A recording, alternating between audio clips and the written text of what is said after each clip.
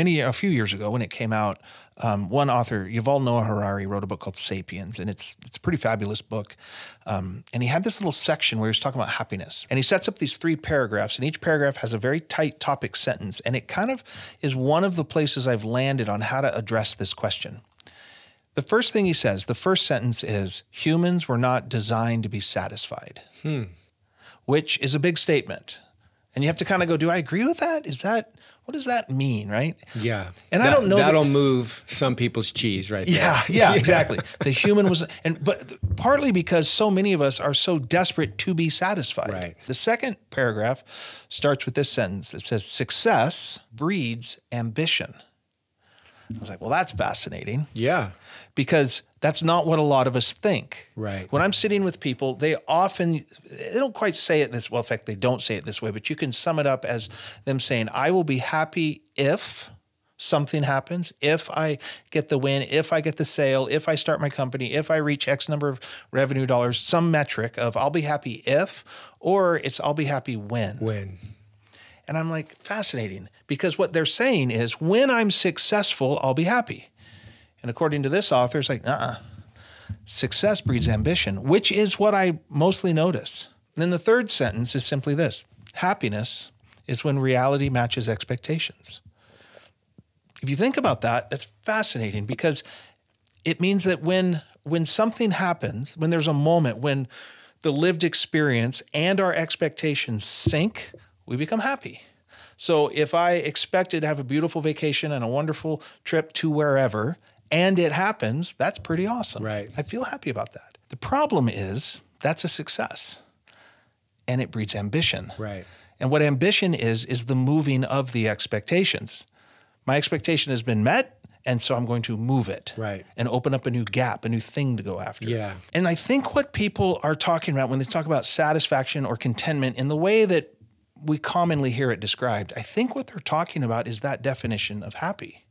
They're talking about a moment when everything is as it should be. Yeah. But what you're describing is that's impossible. If what this author's saying is true, then the moment you are content, you're on to the next thing. And so you can't, it's a temporary satisfaction of our hunger. But it's interesting. But the hunger comes back. It's temporary.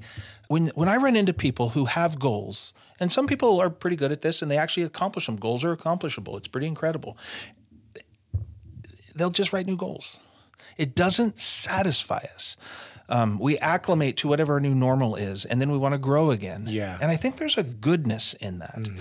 And so it feels wrong to call the opposite of ambition contentment, because what I want to do is figure out how to find that place of, we'll call it settledness or satisfied or whatever that is. All kinds of words for it. That place that we're all looking for, which I think is a place, but I want to find it in the presence of ambition. Yeah.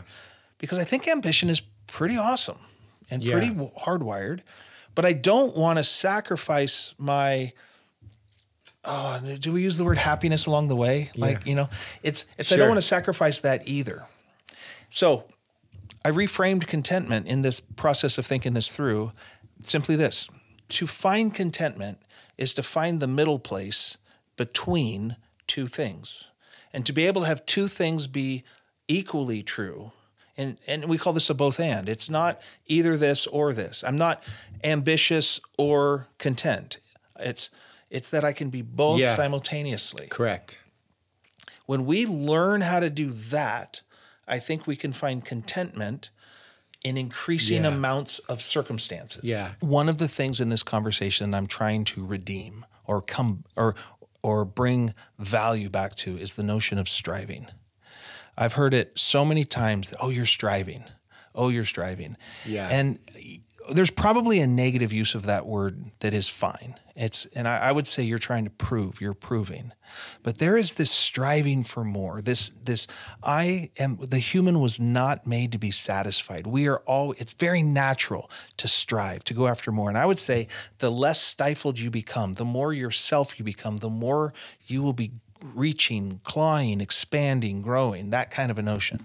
It seems like it's one of the core attributes of being human. Yeah. And I'm working with so many, we're working with so many high capacity, driven people. And it's as if they're being told, don't do that. Right. And I'm like, oh, please. Yeah. Why do you want more, Kirk? Yeah, because I just. No, but why? There's so many people. I mean, why do you want more? Like, it's just a bad thing. Because why can't you just be happy? Because the mountain exists and it must be climbed. That's right. Because me bored is dangerous. Yeah. Because if I actually just sat around all day, you wouldn't like me. Mm-hmm. Because your definition of contentment is the opposite of striving? No. I want to redeem that part of the equation. And the way to do it is not to teach those people how to not strive, is to teach them how to strive. Right. So how do we take this idea of ambition and strive? It's built into our American culture, right? Bigger is better.